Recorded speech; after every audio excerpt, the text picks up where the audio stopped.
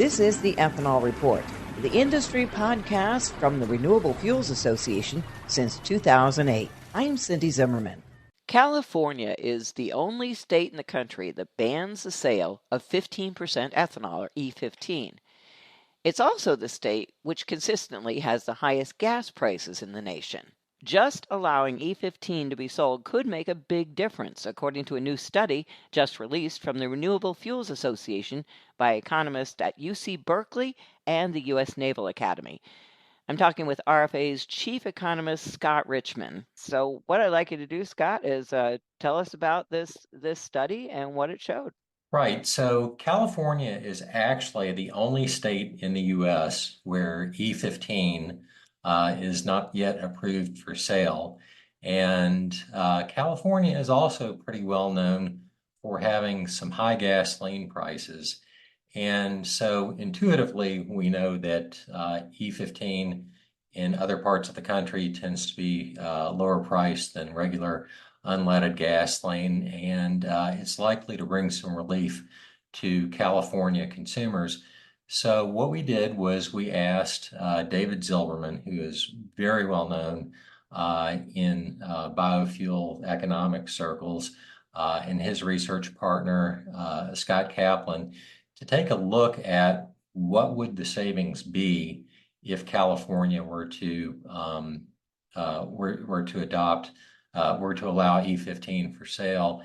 And if E15 were sold throughout California, what could be the savings for consumers? So they did an interesting study, and what they came up with was that E15 would save California consumers 20 cents per gallon. So that's a substantial amount, and that's after accounting for a little bit lower fuel economy, a little over 1% lower fuel economy for E15 versus regular unleaded, which is E10. And if E15 were to get adopted throughout California, California uses about 10% of the gasoline for the entire country. And if E15 were to get adopted throughout the entire state, consumers would save about $2.7 billion. So that's about $200 per household there. And interestingly as well, because the burden of fuel costs falls most heavily on low-income households, it would be low-income households that benefit the most from this. So what the study did was really substantiate from an economic perspective why it's a good idea for the state of California to go ahead and allow E15 for sale. What is RFA going to do with the results of this study? So RFA has actually been doing a lot for a few years now, trying to get E15 approved for sale in California. Most importantly, we helped undertake a very rigorous testing program because the state of California is known for its environmental regulations, and we had to show that E15, in terms of emissions from vehicles, is basically either equal to or better than regular unleaded gasoline for performance. So we have already checked that box.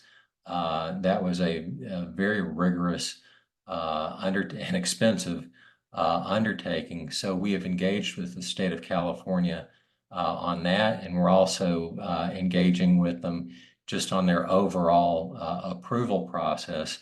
And this is really one more piece of evidence that we can lay in front of them to make the case for E15. California has a low carbon fuel standard. It was really the first in the country. They're very, very well known for that. E15 reduces greenhouse gas emissions relative to standard unleaded gasoline. And so what we've tried to do is make the case to them that that in terms of vehicle emissions, E15 is the same or better than the standard E10 that's available. From a greenhouse gas emission standpoint, it's better, and it's going to help them reduce GHG emissions under the low carbon fuel standard even more. And additionally, it's better from an economic perspective. So it really checks multiple boxes for California. So they've been a little bit preoccupied with adopting amendments to their low carbon fuel standard, but we think they can do multiple things at one time, and there are really compelling reasons for going ahead and allowing E15 at the same time that they move to the next phase of their LCFS. Obviously, higher gasoline prices in California are concerning consumers. And if this could save California consumers $2.7 billion annually, but if I was a California consumer, that number would not necessarily mean anything to me personally. What could you say to a California consumer personally about what E15 could mean to them? Well, I know that just about any consumer, if they went to the pump, and the pump price would be even better than this, but they knew that adjusted for fuel economy, they were going to save 20 cents per gallon on every gallon they pumped. They were going to save 200, their household was going to save $200 per year. I think that's attractive to anybody. And it might be particularly attractive in California, given the high gasoline prices out there, as well as California is also famous for the commutes out there and the interstates and the amount of driving that people do.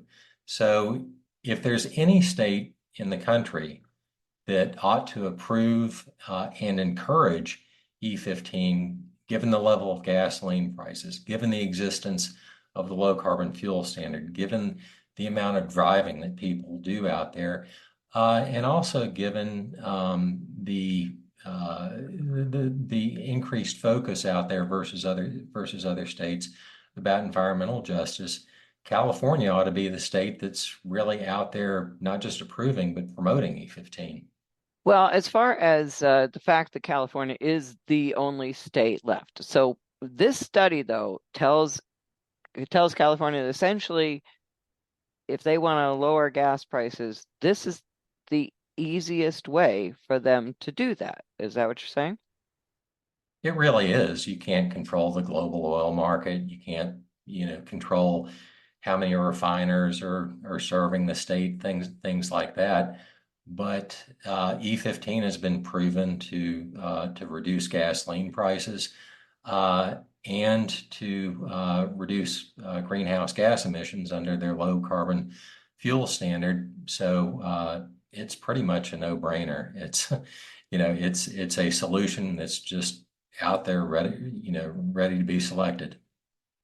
Well, and as you like this study really deals mostly with prices, but the other information that you provided to California is the same information that every other state has used. Um, so it's just like what do you think it will take to convince California that they can do the same thing everybody else does? I think there are a number of regulators and parties out in California that understand that this is a good idea to do. It's just a question of getting them out of the starting blocks, and hopefully, this is one more thing that will motivate them to do that. There's only a certain amount of bandwidth and money in any state government, but I think when you see the benefits that your citizens could have from this sort of step, this is something that should be prioritized. All right, well, now we're going to talk to RFA President and CEO Geoff Cooper to discuss a little more about the legislative and policy climate in California when it comes to getting them to a place where they're willing to listen to the facts about E15, which has been approved by EPA for use in cars older than 2001 for more than a decade now. So, first of all, Geoff, why has California refused to do what all 49 other states have done? Yeah, well, when it comes to fuels and climate policy and environmental regulations and really most things, California likes to do things its own way, and they have their own rules and regulations when it comes to approving new fuels. They have a Clean Air Act waiver, so they are not held to the same standards as the other 49 states when it comes to new fuel approvals and other emissions regulations. They have the ability given to them by EPA and Congress to do their own thing when it comes to fuels. And so that's why we're in this situation. They have their own process for analyzing new fuels and approving those fuels. And then there's a rulemaking that must happen, or at least CARB says it must happen. So that's why we are seeing California as the last remaining holdout on E15, is they have not taken all the steps necessary according to their own policies and procedures to get this fuel approved. Now, really, the big piece that of their process that has to be overcome is testing of the fuel in vehicles, and that work has actually been done. It's been done for quite some time. RFA, along with the corn growers and some other organizations, including the automakers, got together with the Air Resources Board several years ago, probably 5 years ago at this point, and said, "Hey, we'll fund with you a study of the 20 vehicles that is required, and to analyze the emissions impacts and make sure that using E15 isn't going to be worse for emissions than using today's standard gasoline, which is E10 in California." That work has all been done. All the results showed, as we expected, emissions benefits from moving from E10 to E15, significant reductions in particulate matter emissions, significant reductions in carbon monoxide, other pollutants that cause ground level ozone and smog.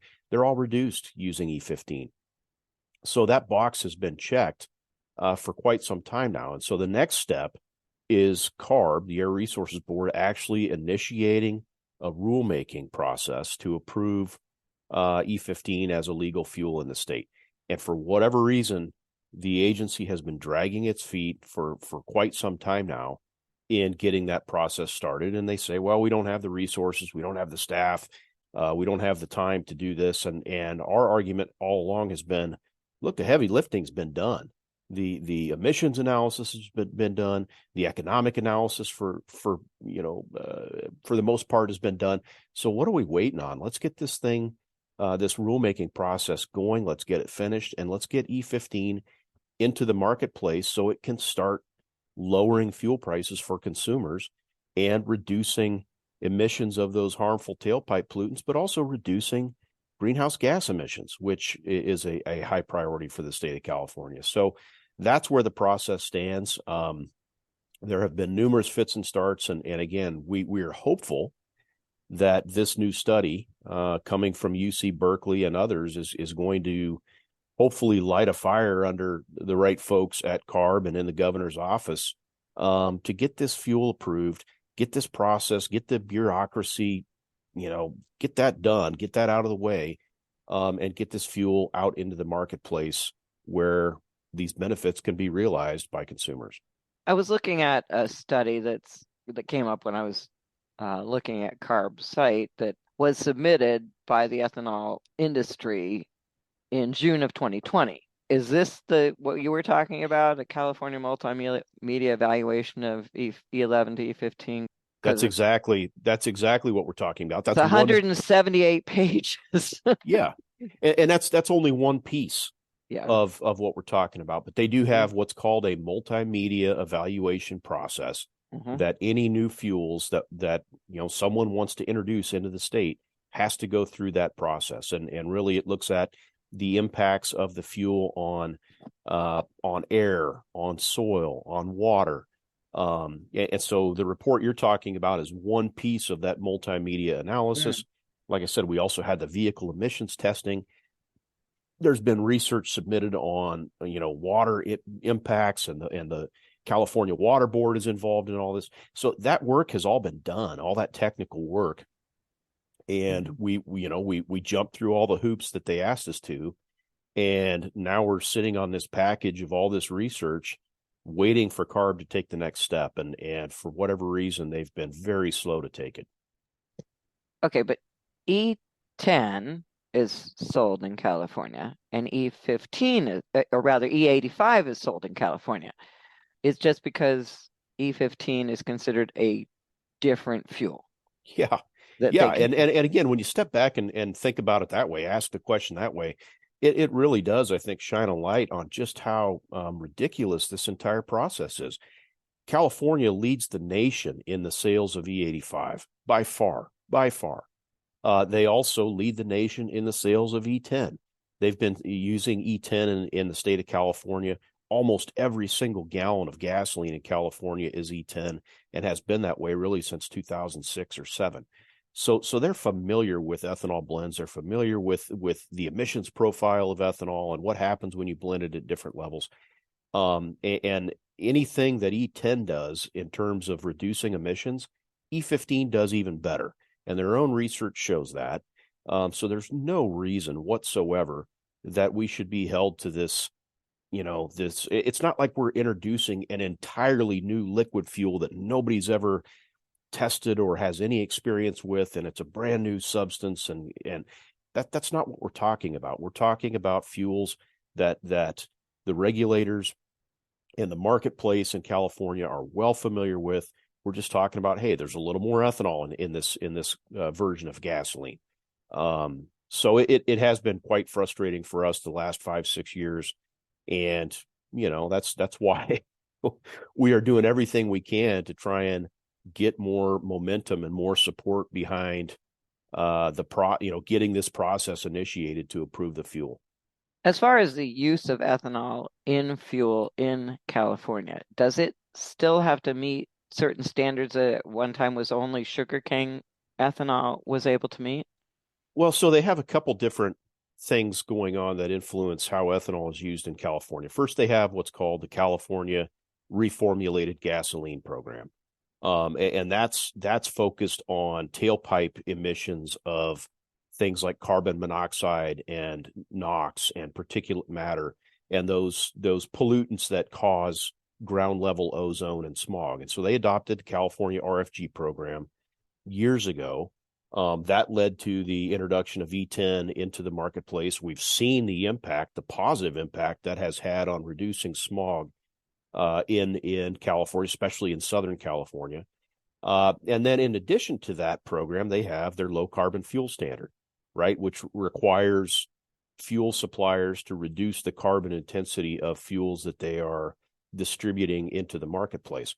Well, ethanol helps there as well, right? And we've seen ethanol viewed very favorably by regulated parties under the LCFS as a way of reducing carbon intensity. You're right that in the past, CARB has said, well, sugarcane ethanol from Brazil is lower carbon than corn ethanol from Nebraska or Iowa or South Dakota. And therefore, the marketplace should be prioritizing the use of Brazilian sugarcane ethanol.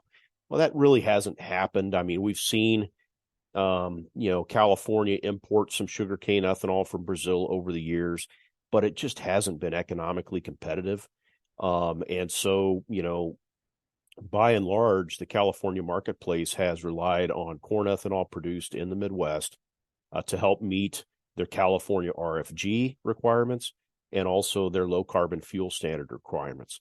One other point that we've been making is allowing E15 would actually help, refiners and fuel distributors and others meet increasingly stringent low carbon fuel standards moving forward. Because if you're adding more ethanol, if you're at 15% ethanol, now you're getting a greater carbon reduction. So that's another way that E15 would help the state achieve its policy goals. Well, obviously, CARB is the gatekeeper as far as getting E15 into the state for sale. Are you seeing any kind of softening in the attitude of CARB towards E15 that might make that possible? Well, yeah, I mean, we're in communication with CARB all the time. They were very involved, obviously, in the multimedia evaluation process, the emissions testing. And so now we have been encouraging the agency to get started on this rulemaking.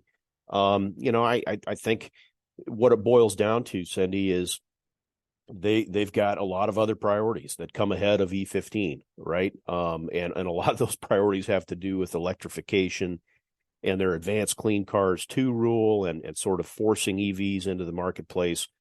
So E15 falls quite a bit lower on that priority list. But what we're seeing happen recently is there is growing, there's always lots of attention on gas prices in California, but there's been probably more than ever in recent years, attention on how high California's gas prices are compared to the rest of the country.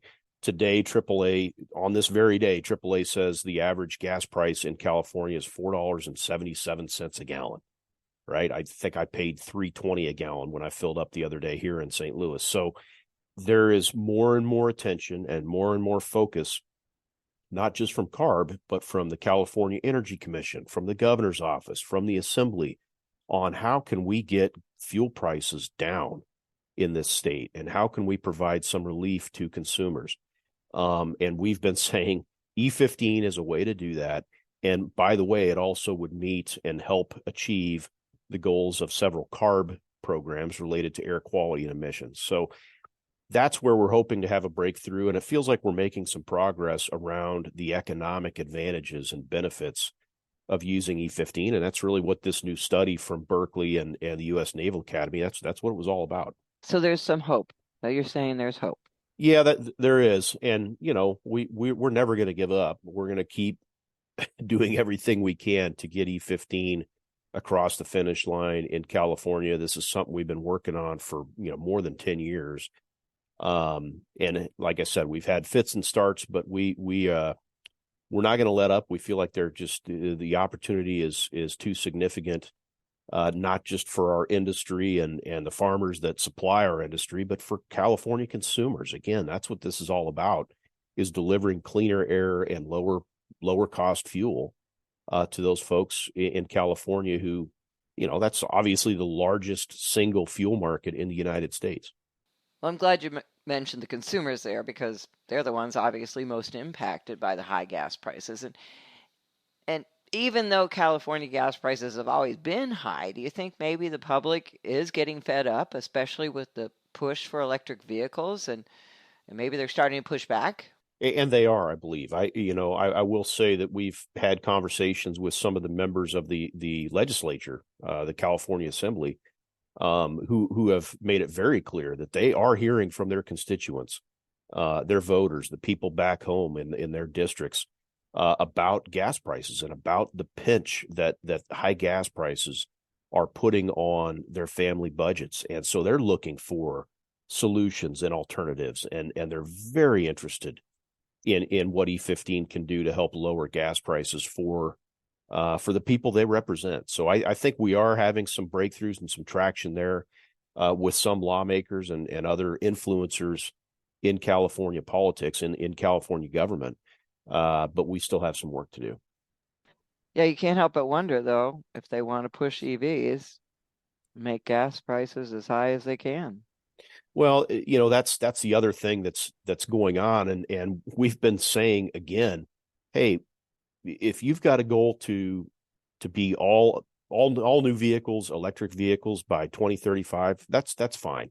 We're not going to, try and undo that or get in the way of that. But that's 10 years away. That's more than a decade away.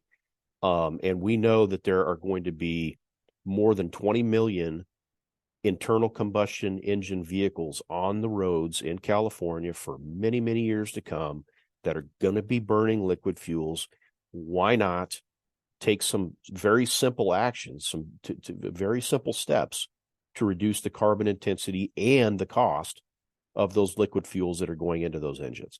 We don't see it as that's got to be E15 versus EVs. It's, hey, you want to do EVs long term, good luck to you and go for it. But in the near term, in the next 5 to 10, 15 years, there's still going to be a lot of liquid fuels burned in the state of California. Let's do what we can to clean those liquid fuels up. And E15 is the next natural step in that transition. The good news is that E15 is available in the rest of the country, including Alaska and Hawaii, and 9 out of 10 cars and light-duty trucks on the road can use it. So watch for it at the pump during your summer travels. You can even participate in RFA's Ethanol Days of Summer contest for the chance to win $300 in free fuel. Download the E85prices.com app to find the best prices for higher blends of ethanol fuel anytime. That's the Ethanol Report. Thanks for listening.